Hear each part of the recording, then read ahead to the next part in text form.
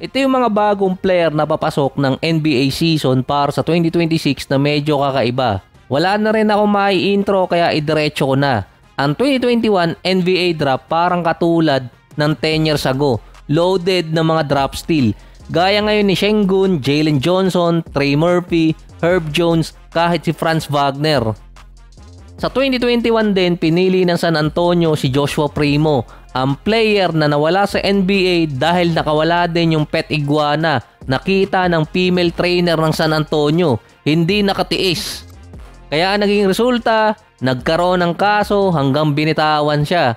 Siya din yung least expected na mapipili sa top 14.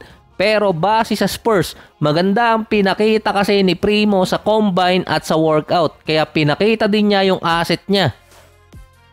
Buti na lang din hindi inabutan ni Primo yung pagdating ni Dylan Harper sa NBA draft. Baka lalong mas lumala pa. Shoutout na lang sa nakagits. Si Joshua Primo din, yung isa sa mga pick ng San Antonio na hindi nila napakinabangan dahil binitawan din agad nila kahit walang kapalit na draft picks. Naghahanap din kasi noon ng point guard ng Spurs na nakalagpas sa kanila si Moody, si Sengun, Johnson at kahit si Cam Thomas na mga big time player din naman noong mga panahon na yon. Dati pa naman kilala ang San Antonio na pumipili sa draft ng mga player na hindi kilala pero nagiging kilala kapag sila na ang nag-handle. Ng 2025 naman NBA draft, ang player na least expected na mapipili sa first round si Young Hansen. Pero yung pinili ng San Antonio si Carter Bryant na kinuha nila bilang number 14.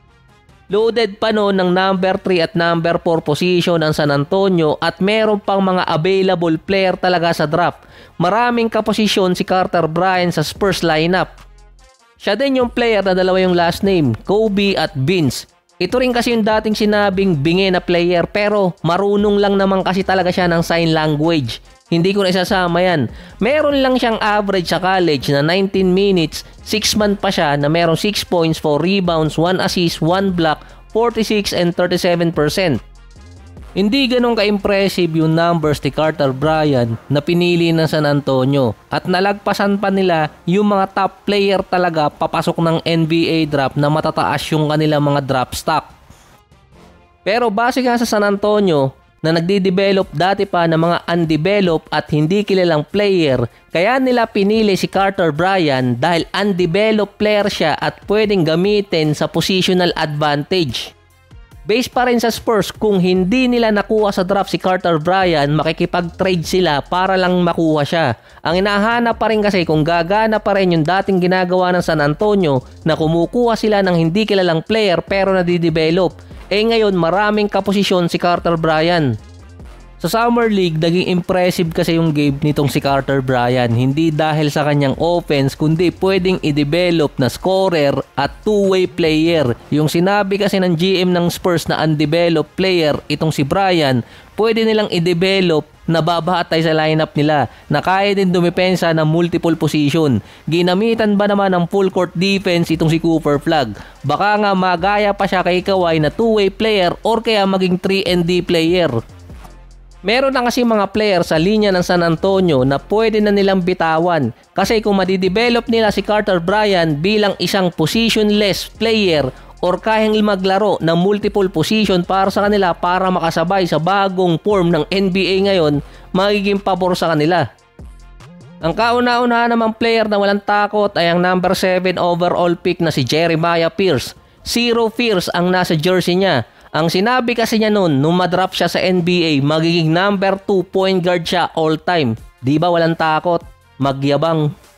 May pumalit na kay 3 months. Kung sinabi dati ni Chet Holmgren na magiging mas magaling siya kay Luka in 3 months, itong si Pierce naman mas magiging magaling kina Steph, Magic at Isaiah Thomas. Kinukonsider niya yung kanyang sarili na best player para sa 2025 class.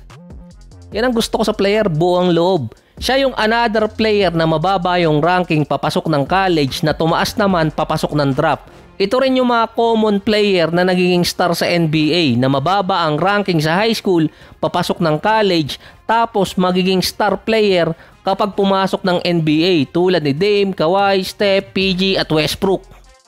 Si Jeremiah Pierce, number 60 sa ranking dati na naging number 7 sa draft. Ang comparison talaga niya si Jaden Ivey, Monty Ellis at si Kemba Walker. Pero malayo siya dun. Ang pinakamalapit sa kanya si Russell Westbrook or Ja Morant. Tinag na young Westbrook itong si Jeremiah Pierce sa pagiging athletic na laging nasa pick and roll situation at laging pumapasok din sa loob ng rim. Mahilig ding mag-dunk. Pero yung nilagay doon, inconsistent sa jump shot. Nasa scouting report yun. Sa Oklahoma, nag-average siya ng 17 points, 4 rebounds, 4 assists, 43 and 28%. Nasa 38 out of 134 lang sa 3-point area itong si Pierce. Mukhang maantala nga lang yung pagiging number 2 all-time point guard ni Jeremiah Pierce dahil nasa Pelicans si Jordan Poole. Siya malamang yung ilagay na starting point guard. Sa shooting guard naman kasi meron Jordan Hawkins, lalo na kapag bumalik si Dejounte Murray. Kung ikukumpara kasi sa young Westbrook, nung rookie pa lang si Russ, nasama na agad siya sa starting unit. Ang player naman na nagpatalon dahil sa sobrang saya dito kay Pat Riley ay si Kasparas Sakausionis nung mapili nila sa draft. Hindi ko lang alam kung bakit. Siguro dahil mala Tyler Hero din yung itsura. Si Kasparas Sakausionis ang kasama dapat sa top 10 ng draft, kaso bumagsak siya ng top 20. Mas mataas pa siya dati sa number 9 pick na si Colin Murray Voiles, yung may kasamang magandang chicks na nagtrending din. Based naman sa mga executive ni Pat Riley, fit kasi si Sakausionis sa work ethics ng Miami Heat. Iba na tingin ko ngayon kay Pat Riley, si Tyler Hero kasi.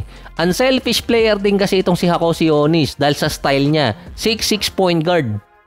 Siya yung number 10 recruit dati na naging professional na sa Europe. Kaya bumagsak si Kasparas mula top 10 papuntang number 20 dahil sa high rate turnover, hindi athletic, hindi consistent, below average ang lateral move.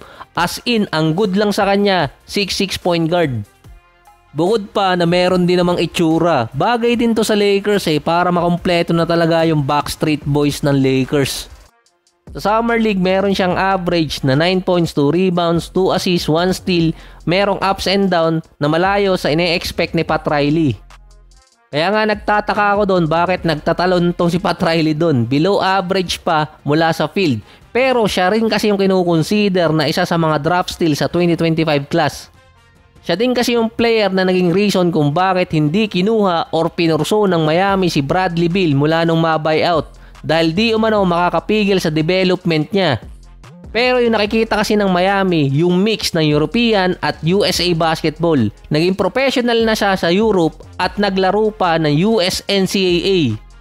Ang last player kasi naalala ko na merong ganong setup ay si Domantas Sabonis na naging all-star din. So baka dito na maka-jackpot yung Miami na makadevelop na ng player na galing din sa draft nila. Kasi nga meron sila doon na isang sentro pa na bata, si Hakes at si Topic.